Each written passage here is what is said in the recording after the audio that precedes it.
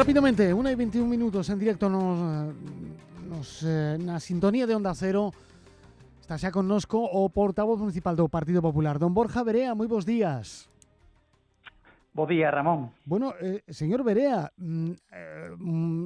o Partido Popular xa este fin de semana pedía a demisión da alcaldesa Goretti Sanmartín. Mesmo hoxe preguntaba o concelleiro José Ramón de la Fuente onde estivo a alcaldesa de Santiago esta fin de semana na que se produciu ese incendio tremendo en Pontepedriña. Unha acumulación xa de neglixencias e de irresponsabilidades que non dan para máis. O sábado non faleceron, non morreron 2 rapaces porque houbo moita sorte. É algo de máis que levamos días e días avisando, non? Por tanto, en primeiro lugar, darlle as gracias aos profesionais, ao Servizo de Bombeiros de Santiago, que, bueno, con un equipo insuficiente, pois ali estaban para salvar vidas, e sobre todo tamén aos compañeiros de Brión e Ordes que chegaron para axudar. Pero isto non dá para máis. Que máis ten que pasar para que a señora Sanmartín dimita? É que calquer cargo con responsabilidade pública que leva a cidade a esta situación tercermundista de non ter un parque de bombeiros operativo, e, polo tanto, poñer en risco a vida dos santiagueses, pois a cuestión non dá para máis. Imaginamos que non o vai a facer, e, polo tanto, pois nos imos a seguir mantendo a nosa obriga, imos a seguir sendo pois todo contundentes que temos que ser ante unha situación que non ten antecedentes en Santiago, como digo, este nivel de decadencia dos servizos públicos. Se acaba de manifestar a alcaldesa Goretti Sanmartín, sin declaracións que acaban de chegar a Onda Cero. Escoitemos. É boa hora de que se deixen estas actitudes alarmistas que non lle fan ningún ben á cidade de Santiago, ningún ben ao Concello de Santiago, e que o Partido Popular e o seu portavoz amosen un pouco máis de responsabilidade e un pouco máis de altura de miras cando falamos, sobre todo, de cuestións sensíveis. Bueno, isto nos acaba de chegar ahora mesmo dende o Concello de Santiago. Como é vostede? Bueno, non escoitara estas declaracións. Parece unha broma que a alcaldesa responda pedíndonos a nós responsabilidade, non? Insisto que o sábado puidemos estar diante dunha situación gravísima, non? Como digo, con risco para a vida das persoas. Non sabemos que fixo a alcaldesa a fin de semana. O sábado non se presentou nin estivo ao mando das operacións o día do incendio. Non fixo ninguna declaración hasta isto que acabou todo o fin de semana completamente desaparecida. Insisto, con incendios en efectivos suficientes en Santiago, con risco para a vida de santiagueses e de santiaguesas, completamente desaparecida, nin unha soa declaración. Como decía Ramón, non dá para máis. Calquera responsable público ten que recoñecer as súas, non sei se dicir, limitacións ou erros ou culpabilidades, e ter como ten a cidade, como ten servizos básicos de protección cidadá e de seguridade inoperativos ou baixo mínimos, e non facer absolutamente nada. Non queda outro camiño que o da dimisión. E máis, como digo, despois de escoitar, insisto que non escoitar as súas respostas hoxe, estas lamentables declaracións que acabas de poñer. Sí, bueno, nos acaban de chegar agora mesmo, acaba de pronunciar fai uns intres estas declaracións a alcaldesa de Santiago. Fala ela de deixar actitudes alarmistas. En todo caso, ela cree que hai actitudes alarmistas cando se fala pois precisamente do que está a acontecer no parque de bombeiros. Basicamente era iso.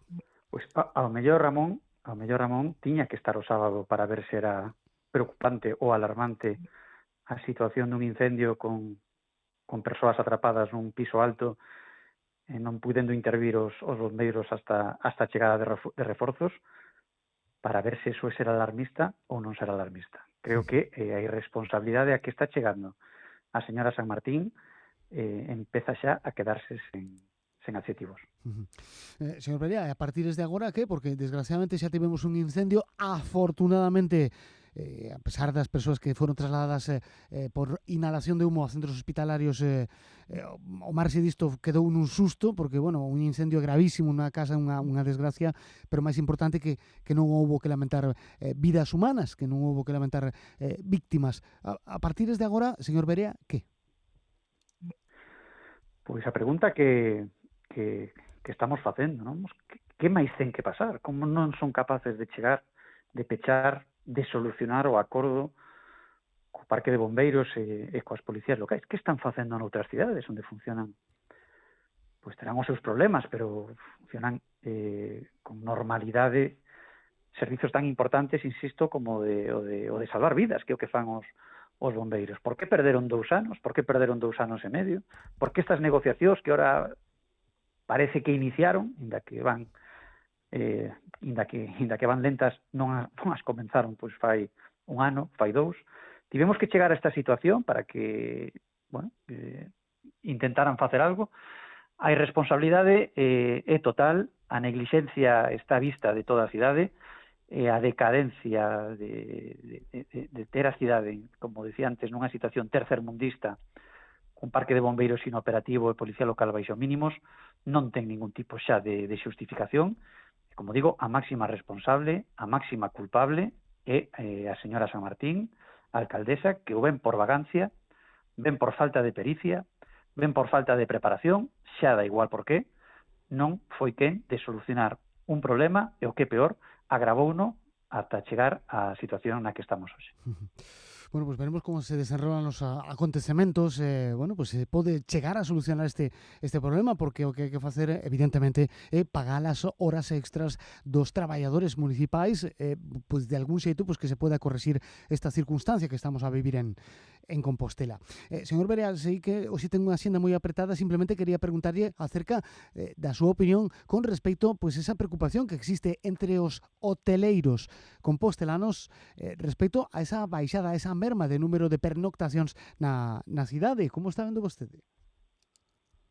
Unha preocupación que non é dos hoteleiros, que compartimos todos e que estou convencido que comparten todos os santiagueses. A industria turística é un dos principais motores económicos da cidade e acaban de salir os datos do Brao e o que están trasladando que está gripada, que acaba de gripar, que está perdendo aceleración e, por tanto, pois unha consecuencia máis das políticas deste goberno local, que tampouco escondeu. Neste caso sí que foron sinceros e transparentes. Non lles gustaba a industria turística e, dende o primeiro minuto, non fixeron nada por botarlle unha mao, e aquí empezan a verse xa as consecuencias. Os datos do Brao son completamente significativos e moi preocupantes cun motor da nosa industria que empeza a dar síntomas de griparse, como digo, como consecuencia dun goberno de BNG e Compostela Aberta que, bueno, pois non é que xa non estivera a favor, senón que parece que puxeron o que estaban máis cómodos poñéndolle